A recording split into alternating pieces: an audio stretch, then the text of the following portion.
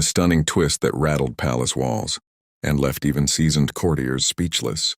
Zara Tindall, long considered a beloved royal without a title, has officially been granted royal status, but this wasn't a quiet decision behind velvet curtains.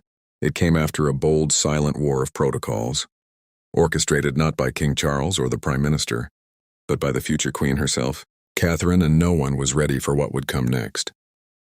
Before we go deeper into what this really means for the royal family, make sure to subscribe so you don't miss a single update. Whispers of the private council meeting began circulating.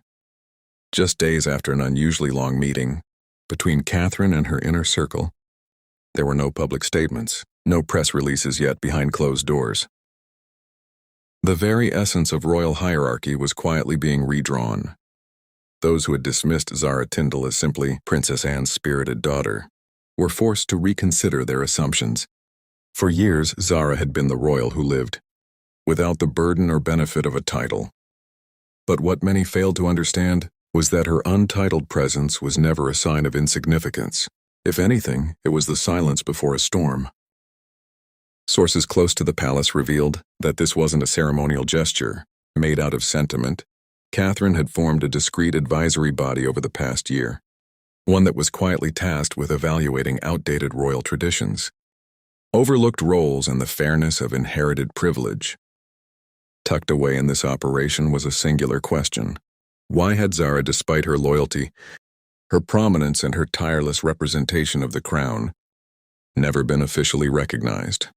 What followed was months of careful deliberation, analysis of past royal decrees, and emotionally tense discussions that even King Charles reportedly chose to remain neutral. In Camilla's absence from the room where the final decision was made, raised more than eyebrows.